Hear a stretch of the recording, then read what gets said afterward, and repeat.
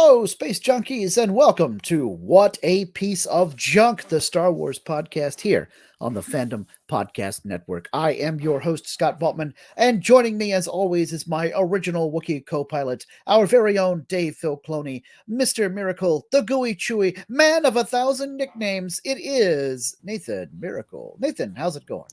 It is going incredibly well, except for the fact that it's way too hot outside. Summer's in the south.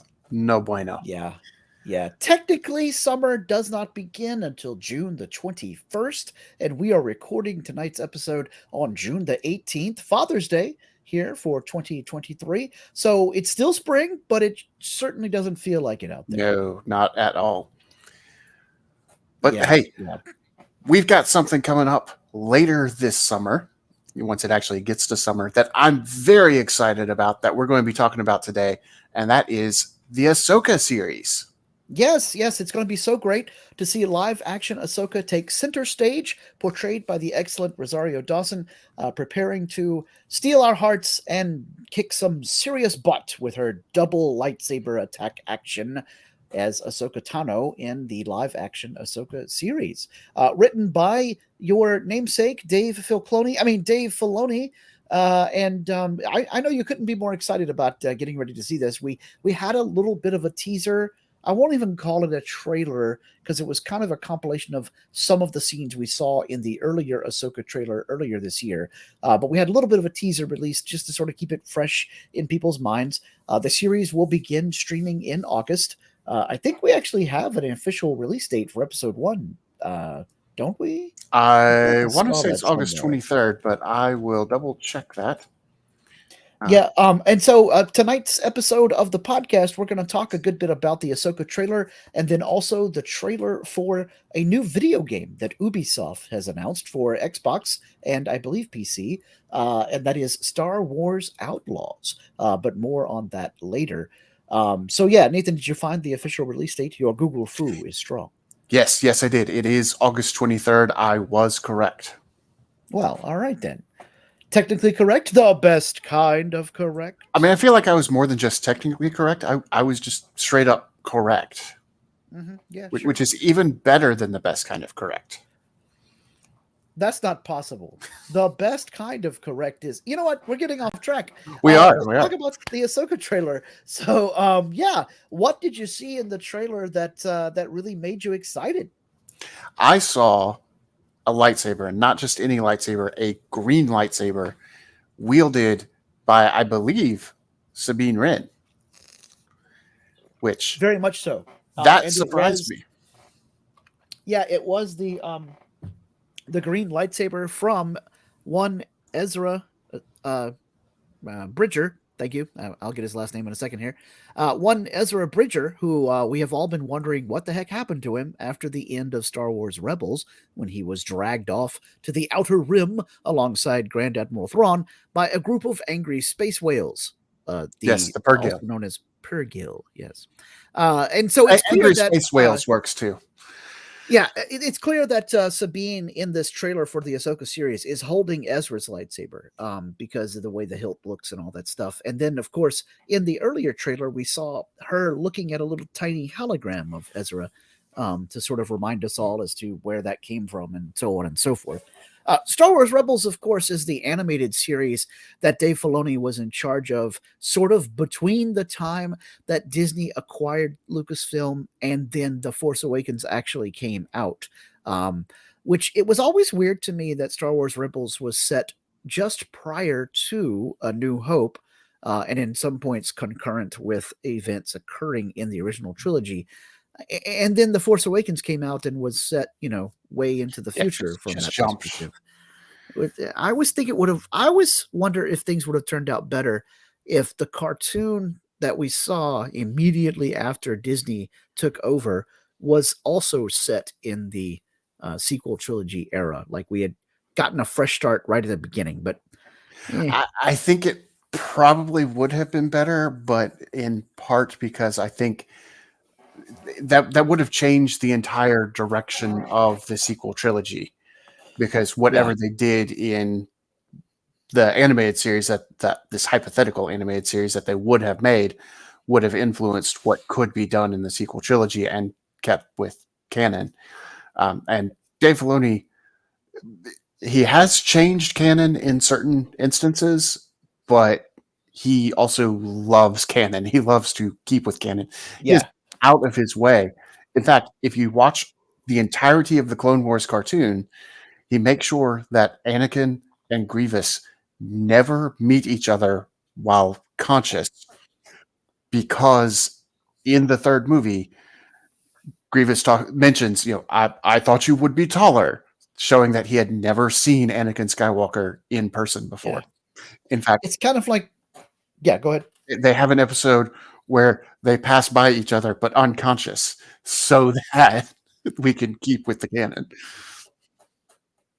It's kind of like, that's similar to the reason why we didn't have a cameo from Wedge Antilles in Star Wars Rogue One, because in A New Hope, when Wedge drops out of hyperspace to go fight the Death Star, he says, "Look at the size of that thing," as if he has never seen the Death Star before. If he had been in Rogue One at the final battle there, like many other members of Red Squadron, it wouldn't make sense for him to say that line in A New Hope. So yeah, because he would have seen it already. There. Yeah. It'd be okay for him to be on Yavin 4, just not in an X-wing in the fight, which is why they took like Dutch and Pops. They took some of their scenes from the original movie and spliced them into Rogue One, to picking up lines where it still made sense. All wings report in, that sort of thing. But they also did famously now use some unused footage from A New Hope that they digitally restored for Dutch and Pops in Rogue One, which I thought was amazing for that stuff to be used again, almost more than 40 years later. Yeah. But I don't expect any of that to be used in Ahsoka, because this is set quite a bit afterwards. This is set in between the trilogies. And presumably when we're finding Ezra and finding Thrawn, because Thrawn is back as heir to the Empire. Yes, I think the most exciting part of the trailer for me was seeing Thrawn, even if it's just the back of his head, seeing Thrawn there, standing in some command posts, etc. And then also seeing that lightsaber building droid from the Clone Wars cartoon, whose name escapes me. Huang? His name is escaping me too. I'm so sorry. No, David Tennant. I'm just going to call him David Tennant. Right, yeah. David Tennant droid is back to help Ahsoka when it comes to making lightsabers, or at least that's what he appears to be going to do based on what he says in the trailer. And that is what he did in the Clone Wars. He helped younglings right after they got their kyber crystals from Ilum. He helped them put them together, including one of our favorite Wookiee Jedi. He made a lightsaber made out of wood that is as strong as metal. I always just loved that concept for a lightsaber. That's cool. If I ever get to go to Galaxy's Edge and make a lightsaber, I'm going to ask if I can get that. They do have the like nature hilt that you can use at the lightsaber building shop, and you can even attach a Rancor fang to the bottom of it to keep with the natural look. That is probably what I would make.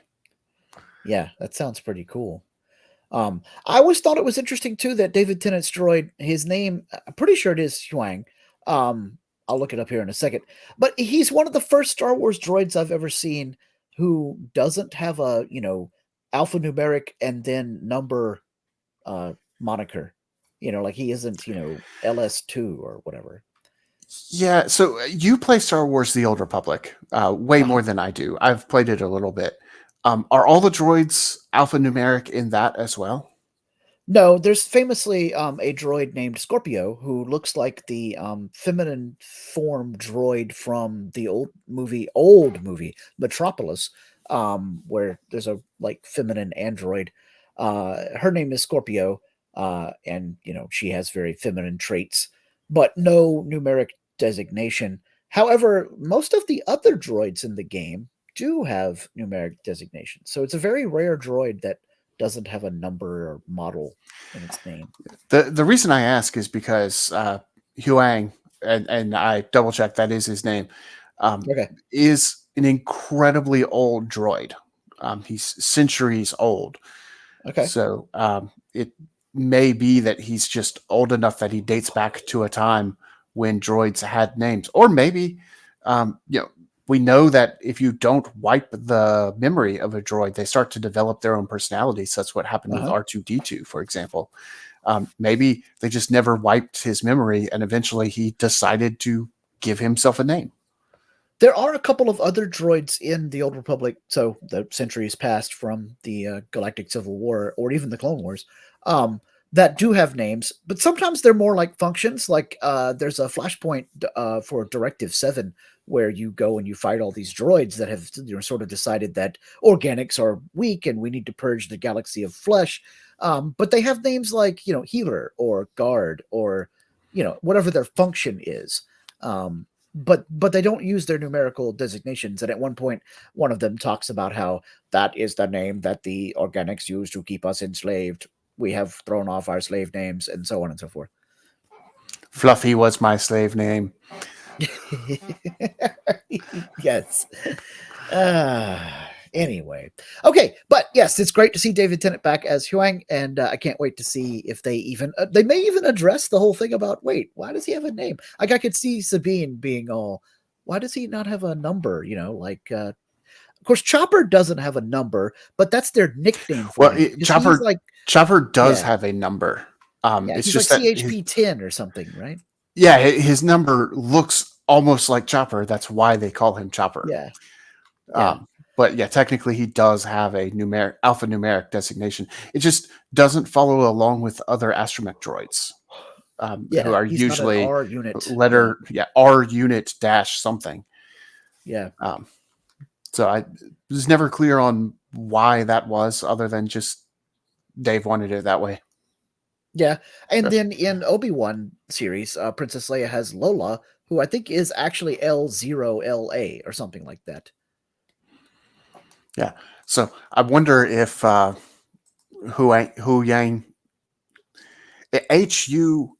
Huyang, however that's pronounced, Huang. I'm wondering if technically Huang did have an alphanumeric designation at some point, but somehow it was kind of the elite speak that turns into Huang, and just over the years people forgot that he had that designation. Yeah, like maybe the U is actually a 4. Yeah, could be. Yeah. Anyway, but yeah, it's also cool to see Ahsoka throwing down with some HK series assassin droids. Speaking of Old Republic droids, and we know that the HK series droids have been canon for a little while because they appeared in some comics and board games and card games and so forth. So not all of Knights of the Old Republic is canon again under the new canon, but a lot of it is. But it'll be neat to see one of those guys in live action. Actually, I think she fights 3 of those guys in the trailer. I know it's at least one. I'll have to double check to see. It might be the same guy that I've 3 times over. Could be. But yeah, this is one of the things that I always get frustrated with when people complain that, oh, Disney made everything in the expanded universe non-canon. Well, they did that so that they could bring stuff back in. And let's be honest, there's a lot of stuff in the expanded universe that needs to not be canon. I'm looking at you, Yuuzhan Vong. Yeah, yes, that or the 3-eyed Emperor's son. Yeah, really weird storyline that I'm okay with them never bringing back. Yeah. Even though they kind of partially bring some of it back, but I just thought of another droid in recent times that doesn't have a numerical designation, or at the very least has a nickname, Mr. Bones from Aftermath. Oh yeah, and it would be interesting for Dr. Aphra to show up in this series. Oh, that would be so cool. I would love a live action Dr. Aphra. If she could show up and explain something about why Huang is named the way he is, that would be really cool. I don't expect it, but it's on my that would be cool list. Yeah, and then she could possibly bring along 000 and or BT1 as evil droids, so that's kind of cool. Yeah, I can see that there are quite a few evil droids in Star Wars: The Old Republic. Yeah, I can see that being like one episode where she shows up and she's just there for that. Kind of like Ahsoka was in one episode of The Mandalorian. Yep. And then didn't show back up until Book of Boba Fett. And if it turns out to be a stealth pilot for a Dr. Aphra streaming series on Disney Plus, I am in, dude. And because you could easily tell stories of her adventures back during the Galactic Civil War, or even before, before that. Yeah, before A New Hope, at least. Yeah. And so you could have a lot more Hayden Christensen in the suit as Darth Vader kind of stuff, because she and Darth Vader did quite a few adventures together. Not necessarily, as an idea of Vader. He kind of probably would have preferred to pass on that, but Anyway, so before we close out our section on Ahsoka and take a quick break so we can talk about other shows on the Fandom Podcast Network, let's finish it up with what's one thing you hope we get to see, other than Dr. Aphra, in the Ahsoka series? I hope that we get to see an evil Ezra. Oh, you want evil Ezra? Like you want Ezra to have gone to the dark side, or like a clone, or Vision, or just any or all? I don't want a Vision, because we've seen that with Rey, and we saw that with Luke. I want, quite frankly, I want an evil clone of Ezra, because I want them. Ezra. Yes, I want them to take that from the Heir to the Empire. I feel like they're going to bring in a lot of the Heir to the Empire trilogy into this series, and that is one thing that I would love to see, because we have so many hints of cloning technology and them trying to clone force-wielding people. This could be another step in that direction in explaining, how did we, make a clone for Snoke? How did that come about? Well, maybe making a clone of Ezra is one of the early attempts to, get the formula right. And maybe it doesn't go quite right. There's something wrong, more than just having two Z's in his name or what have you. The problem is he can't spell. No! He's perfect, except he can't spell.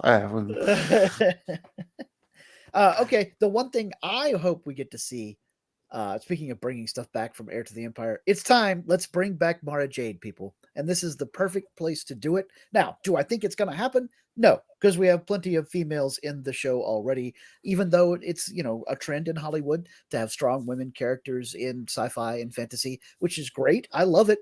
But there's probably no room for a badass redhead in the Ahsoka series. Now, that doesn't mean that they won't ever bring Mara back someday, but this probably won't be it. So my footnote, other thing I really want to see, just to make sure I get one that I know is almost guaranteed, more of live action Zeb. Yes. Yeah. Because he was great in The Mandalorian. Yeah, I could see him only showing up every once in a while, because he's got to be expensive to produce. He's got to be expensive. But plus, you've already got Sabine, Hera, and Ahsoka leading the series. So you're right that we've got a lot of strong female leads, and I'd be perfectly fine seeing, most of the episodes being just all female leads. I think that would be cool. I don't want Zeb to be in every episode, but maybe he can bookend, he'll be our lead into the series, and then at the end we'll see him hanging out at the bar like we did with Dave Filoni as Trapper Wolf. Either that, or have one episode, like I was talking about, what you could have with Dr. Aphra. This is the Zeb episode where we go to wherever Zeb is, or we meet up with the Rangers and he's with them. And then maybe you only have to animate his head, because you show him in the cockpit. Or you could even do a hologram Zeb responds to a distress call or whatever, and all you got to do is have animated, blue glowy Zeb. Yeah, but they could have just the Zeb episode and not have him in everything. So. Yeah, I'd be cool with that. All right, well, let's take a quick break, and then we'll come back and talk a little Star Wars Outlaws. Thank you for listening. We hope you're enjoying this podcast. Here are the other great shows on the Fandom Podcast Network. Culture Clash, where we discuss the latest in entertainment and pop culture. Bloody Kings, our show covering the entire Highlander universe. Couch Potato Theater, we celebrate our favorite movies. And Time Warp, our fandom flashback show discussing a year in movies and our favorite retro movie, TV, and pop culture topics. Good Evening, discussing all things Alfred Hitchcock. Hair Metal Podcast, we cover the rock metal music of the 80s and early 90s. Type 40, a Doctor Who podcast, discussing the time-traveling Doctor Who universe. Lethal Mullet, an action film podcast covering the 80s, 90s, and beyond. Also, check out the Lethal Mullet Network for more great podcasts. What a Piece of Junk, our Star Wars podcast. Making Treks, a Star Trek podcast with a deep dive into the final frontier. The Fandom Show, our Fandom Podcast Network live YouTube show discussing the hottest topics in fandom. The True Believers MCU podcast, discussing the Marvel Cinematic and Television Universe. Union Federation, our Star Trek and the Orville Show. And we're proud to welcome the BQN Network to the Fandom Podcast Network. Please visit our friends on the BQN Network, a Star Trek Universe podcast that also includes your favorite topics, movies, history, superheroes, and more.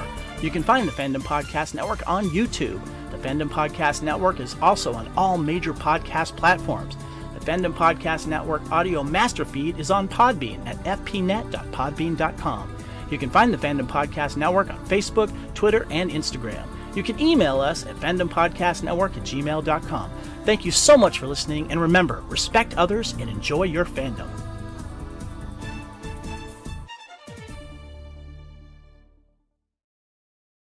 All right. Thanks so much, Kevin. And we wish Kevin a wonderful Father's Day. He is hanging out in Australia with his lovely bride.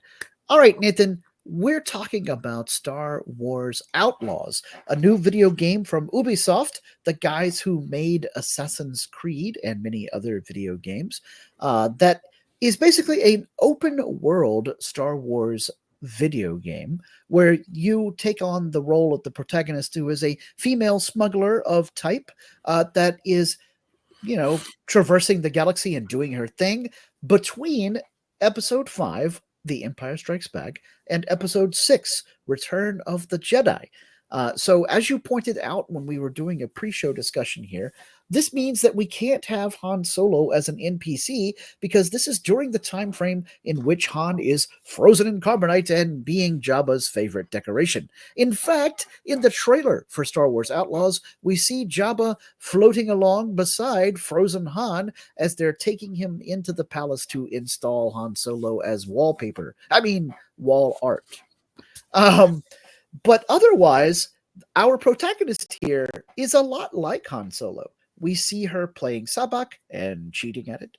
We see her getting into a bar fight. We see her running afoul of the criminal underworld, because your favorite criminal group shows up in the trailer, Nathan. The Pikes. The Pikes. The fish. Right. The fish yes. guys. I love the fact that they look so different with their helmets on and with their helmets off, but in this, we actually get to see them both ways in the same scene. So when they showed up in Book of Boba Fett, a lot of people were like, wait a minute, why do they look like this? This isn't anything what they looked like before. That's because they weren't wearing the helmets. And it makes sense with the name Pike that they're fish people. It doesn't make sense that they took their helmets off on Tatooine, where it's really, really dry, but it's really, really dry now. Well, as we know, at some point, Tatooine was an ocean world, and until they wrecked their ecology. Now is when they were there. When will now be then? When will... Yes. Well, the Pike guy in Book of Boba Fett was just kicking it old school. He was, it was an homage. Yeah, so it was really cool to see them. And our hero has some sort of pet. It's not a loth cat, but it's something similar to that. Yeah, I've seen it before tendrils in a on the Star side. Wars production. Oh, I can't think of what it is though. Anyway, it'll come to me later, and I'll edit the podcast and insert my comment here. I guess it didn't come to me. I guess it didn't come to me later. Anyways, I feel like I'm in Bill and Ted's Excellent Adventure. Remind me to put the trash can here. Anyway, I think this looks like a really fun game. I'm kind of sad I don't have an Xbox that I can play it on. I'll probably try to get it for my PC, but it looks like the kind of game where I'll want to have a joystick or gamepad to make it happen. Yeah, I agree with that. When the Rogue Squadron game came out, I tried playing that on the PC, and I don't have a joystick or anything. It just did not work well. Either that or I'm a really terrible pilot. It's probably a little of column A, a little of column B. But yeah, I put it on easy mode, still died a lot. So the good news about this game is it's set a bit like the Fallout series. And so it will be fairly easy to do the tutorials and not die as often. A bit like Jedi Survivor and Jedi Fallen Order, where, the protagonist is a Jedi, but you could still die, quote unquote, be defeated. But even old guys like me who don't have the hand-eye coordination we once did when we were doing fatalities in Mortal Kombat back in the 1990s, we could still get through the game enough to see the story. And the difference there, though, will be, I think, as we talked about, Outlaws is an open world game. So there is a story, there is a plot, but you don't have to really do it if you don't want to. You can sort of go around and do your own thing. Yeah, and you don't have to do things in a specific order. So the big open world game right now is The Legend of Zelda Tears of the Kingdom, which I have been playing. I've really been enjoying it. Shocker, because everybody has been. But yeah, there's a storyline in it, but you can progress any direction you want. You can even go directly to the end if you want. So I'm guessing that this will be a similar thing. There will be a way to beat the game, so to speak, but you get to decide how much of the rest of the content you want to interact with before you go to do the final thing, whatever that final thing happens to be. Which is a very popular game design right now for console games, which I like because it gives players more player agency, something I'm always looking for in video games. I am old enough to remember when all the games were on rails because we didn't have memory space in our computers to do side quests or alternate endings or whatnot. But nowadays, the sky's the limit, and even that's not really a limit. Yeah, no, depending on the game, it's not. And in this one, it won't be because you'll be able to go to other planets. Yeah. So, forget the sky. They can't take that away from me. Indeed. Wait, nope, that's a whole nother property. Anyway, my biggest disappointment with this is it's not, or at least as of yet, they have not said that it's going to be available on the Switch. They've announced the Xbox, the PlayStation, and PC. And I suspect it's a hardware limitation thing. Yeah. The Switch is not as powerful as the others. Nintendo's always kind of taken that approach of we don't necessarily want the most powerful console out there. We want good games, which is great in the sense that they make good games like Tears of the Kingdom. But it does limit them in terms of getting games like this, where it's probably just too powerful for their platform. Yeah. So we'll just have to wait and see if it's available for the Switch. That's also the only console that I have. But this is the kind of game, I mean, it's got Star Wars on the label. I'm probably going to buy it in whatever format that I can. So PC it is. Insert PC Master Race comment here. Okay, so I think that about does it for this episode. Derek's not with us this evening because he is doing family stuff on Father's Day, and rightfully so. And we hope to have him back some episode soon. And we also are looking forward to doing another small gaming related Star Wars podcast episode with our friend Jonathan Sugiyama, because there have been a few more things that have been released for Star Wars Unlimited card game, but we'll talk about them on a different show. I've got to mention one on today's show, though, because it's relevant to today. I thought it was great that they released a spoiler for I Am Your Father on Father's Day. Yes, that was a card. Expert marketing from FFG there. Yes, and I like the fact that I am your father as a card lets your opponent say something back to you as a way Yes. to interact, which is a very nice way to add Star Wars flavor. In case you can't figure it out, fans, if your opponent plays "I am your father," you can respond with "No." No. Yeah, Yeah, it's that going is to be great. great. Yeah. Yeah. Cool. All right. Well, Nathan, let's do Derek's favorite part of the show, even though he is not here, and that is what Star Wars t-shirts are we wearing this week? And I am wearing my Best Husband in the Galaxy shirt with the glowing yellow letters rolling through space. Not quite a Father's Day shirt, but close. So I figured it would be appropriate. What have you got on today, Nathan? Well, I'm not a father, but I knew we were talking about Ahsoka today, so I decided to wear something related to that, and that is my Lothwolf Wolfpack shirt. Yeah, So the nice. It's a great Lothwolf's tee. very much associated with Rebels, which also has Ahsoka in it. So nice connection to what we're talking about today. Absolutely, yeah. And if you guys out there want to get your own cool "What a Piece of Junk" t-shirt or mouse pad or coffee mug or so on and so forth, please check out the Fandom Podcast Network merchandise store at tpublic.com. Just head over to tpublic.com and search up Fandom Podcast Network in the search bar. And Nathan, please let folks know where they can find the show out there on the old interwebs. You can find us pretty much anywhere. Just look underneath a rock. We'll be there. What kind of rocks? Well, you could look on the Podbean app. Our master feed is fpnet.podbean.com. Or you could look at Apple Podcast, Stitcher, Spotify, iHeartRadio, Google Play, YouTube. Like I said, find a rock. We're probably under it. You can also find us on Facebook. What a Piece of Junk, a Star Wars podcast. Derek does run that even while he's not here on the Drunken Gungan. You can email us, whatapieceofjunkpod@gmail.com, or you can find us on Instagram. The overall thing is Fandom Podcast Network. And if you do find us on Apple or anywhere that allows you to leave a review, we would love for you to leave us a review, preferably a 5-star one, but whatever you feel is most appropriate. And comments really help us because comments allow us to know what are we doing well, what could we do better, and what would you like to hear from us on this show? Also, if you don't leave good comments, then the guys with the orange lightsabers from the Ahsoka trailers might show up, and we don't want that. Or do we? I'm not really sure about these guys yet. I'm not sure either because those lightsabers are not red. They are and orange. Dave Filoni has confirmed that they are not red, they are orange, and he was telling somebody, good eye for catching that.